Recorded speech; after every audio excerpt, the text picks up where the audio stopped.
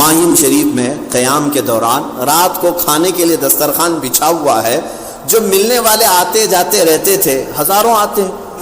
آپ نے کھانا شروع کرنے سے پہلے ہی لوگوں سے پوچھا، فلاں ایک مرید ہمارا آتا تھا کرلا سے، وہ کیوں نہیں آیا؟ 2 دن ہو گئے مجھے آ کر کے، ملاقات کے لیے ابھی تک نہیں آیا، جبکہ وہ ہمیشہ میرے آنے سے پہلے کھڑا رہتا تھا، کیوں نہیں آیا؟ اب سنیے لوگوں نے کیا کہا، حضور چھوڑیے اس کو، وہ وہابی ہو گیا ہے، وہابی ہو گیا ہے، چھوڑیے اس کو، اب ہمارے مجمع میں بھی آنا جانا نہیں اس کا۔ آپ جلال میں کھڑے ہو گئے، کہا چھوڑ دوں؟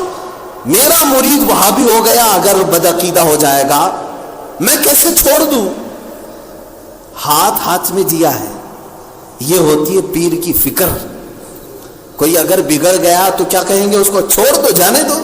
نہ، اصلی پیر وہ ہے جو اس کی موت تک اس کے لیے کوشش کرتا رہے، موت تک اس کے لیے کوشش کرتا رہے۔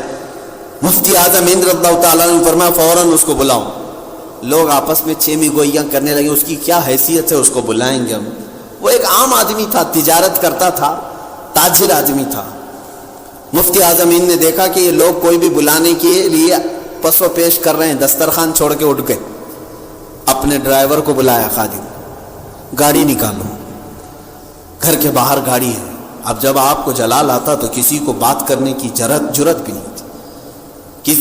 سامنے موجود لوگوں سے پوچھا، کیا اس کا پتہ جانتے ہو کس گھر میں رہتا ہے؟ ایک صاحب نے کہا حضور میں جانتا ہوں۔ کہا چلو، لے کر کے گاڑی چلے۔ رات کا وقت ہے، کرلا کے آج بھی اگر آپ جائیں گے، ایک علاقہ ہے کپاڑیا نگر کہیں، وہاں پر پرانی ایک ندی بہتی ہے، اس کو میٹھی ندی کہتے ہیں۔ اس کے باہر جو ہے سلم ایریا، جھوپڑ پٹی تھے پہلے، اب تو سب ٹوٹ گئے، جھوپڑ پٹی، سب پترے کے گھر بنائے ہوئے۔ وہاں گاڑی جا کر کے روک دیا ڈرائیور نے، اور راستہ بتانے والے نے کہا کہ حضور اسی میں اندر گلی میں اس کا ایک گھر ہے، آپ یہاں گاڑی میں تشریف رکھیں، میں جا کے لاتا ہوں۔ آپ فوراً گاڑی سے اتر گئے۔ میں خود چلتا ہوں اس کے گھر، میں اس کے گھر چلتا ہوں۔ لوگ روکتے رہے۔ مفتی اعظم ہند رضی اللہ تعالیٰ عنہ گاڑی سے اتر گئے، اور جب جانے لگے تو کیچڑ تھا، کیچڑ پورے پیروں میں آ گئے۔ شہزادہ اعلیٰ حضرت کی بات کر رہا ہوں، جس کی ایک جھلک کے لیے لوگ بے قرار رہتے تھے۔ وہ کیچڑ میں چلتے ہوئے اس گلی کے اندر گئے، اور جب گھر جو ہے بہت چھوٹا اندر تھا، وہاں پہنچے اور لوگوں نے دستک دی، دروازہ اسی شخص نے کھولا جو آپ کا مرید تھا۔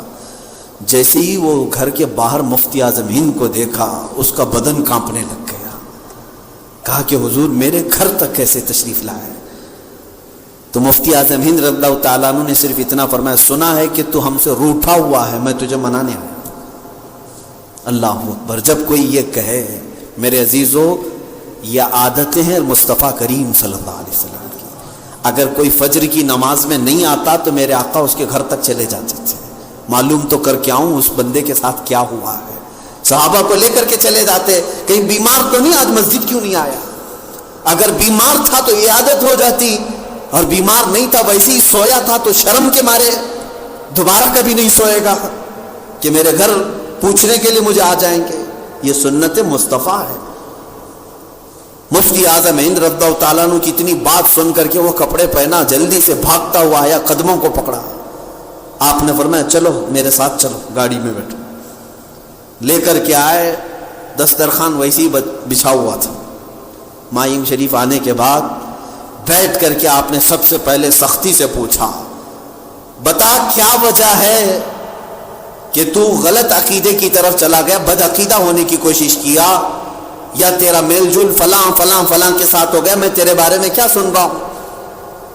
تو اس نے ڈرتے ہوئے کہا کہ حضور بات صرف اتنی ہے، تجارت کرتا ہوں تو تجارت میں لین دین میں سب کے ساتھ معاملات ہوتے رہتے ہیں، بس اس سے زیادہ میرا دلی لگاؤ کسی سے نہیں، میں آج بھی اہل سنت و جماعت پر، بس تجارت کے معاملات میں لین دین میں معاملات ہوتے ہیں حضور، لیکن یہ سارے لوگ، یہ جتنے مرید ہیں، انہوں نے سب مجھے دھکا دے کر کے الگ کر دیا، صرف میری اتنی بات کو لے کر کے انہوں نے مجھے کہا کہ تو بدعقیدہ ہو گیا ہے، تو وہابی ہو گیا ہے، تجھے اہل سنت و جماعت سے نکار دیا گیا ہے. یہ سب باتیں انہوں نے کہہ کر کے مجھے نکال دیا. واپس مجھے آنے کی ہمت نہیں ہوئی، اسی لیے سرکار آپ کی بارگاہ میں نہیں آ سکا. مفتی اعظم ہند رضی اللہ تعالیٰ عنہ نے پھر سارے مجمع کو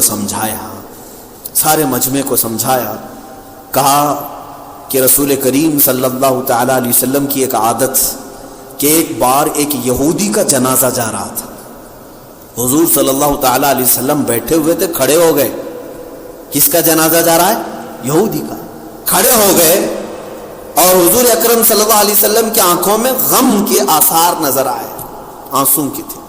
صحابہ نے کہا یا رسول اللہ صلی اللہ علیہ وسلم وہ یہودی ہے، کافر ہے، اس کا جنازہ جا رہا ہے.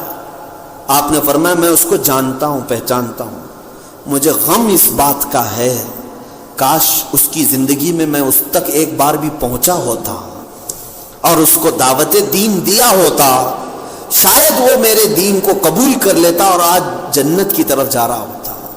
میں اس کی زندگی میں اس تک نہیں پہنچ سکا، مجھے اس بات کا افسوس ہے. وہ اللہ کے نبی صلی اللہ تعالیٰ علیہ وسلم اس بات کا غم رکھتے تھے کہ میں ہر ایک تک پہنچوں، ہر ایک کو ایمان ملے، اور تم لوگوں نے اپنی جماعت میں سے کسی ایک کو ایسے کیسے خارج کر دیا؟ وہ بھی مفتی اعظم ہند کے ہاتھ پر ہاتھ دیا ہوا شخص، اس کو نکال کر باہر کر دیا کہ سنی نہیں ہے. مفتی اعظم ہند رضی اللہ تعالیٰ عنہ نے سب کو تنبیہ کی اور کہا کہ ان معاملات میں جب بھی ایسی کوئی بات آئے علماء اور مفتیان نظام کے سامنے رکھیں، خود سے کسی کو فتوے دے کر نہ نکالیں. سختی کے ساتھ جب آپ نے فرمایا، اور پھر اس شخص کو بھی تنبیہ کی کہ معاملات کیا ہیں، موالات کیا ہیں، کس حد تک آپ غیر مسلمین سے تعلقات رکھ سکتے، یہ سارے اصول سمجھائے. اور پھر اس سے کہا کہ عہد کرو کہ اہل سنت و جماعت پر مضبوطی سے قائم رہوں گا. اس نے کہا حضور اس سے میں بال برابر بھی نہیں ہٹوں گا، بس تجارت کے معاملات تھے اس لیے میں چلا گیا.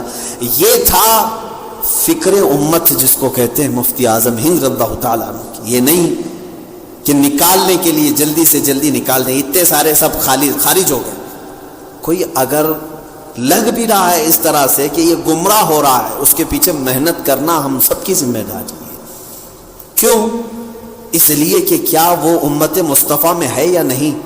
اگر وہ امت مصطفیٰ میں ہے تو کیا ایسے کو جہنم میں جاتے ہوئے دیکھنا آپ کو اچھا لگے گا؟ جب میرے آقا صلی اللہ تعالیٰ علیہ وسلم کو یہ پسند نہیں ہے کہ ان کے امتیوں کی کثیر تعداد دوزخ میں جائے، تو ہم کو بھی یہ کوشش کرنی چاہیے کہ دوزخ میں زیادہ سے زیادہ لوگ نہ جائیں، اس پر محنت کرنے کی ضرورت ہے. مفتی اعظم ہند رضی اللہ تعالیٰ عنہ کی یہ معاملات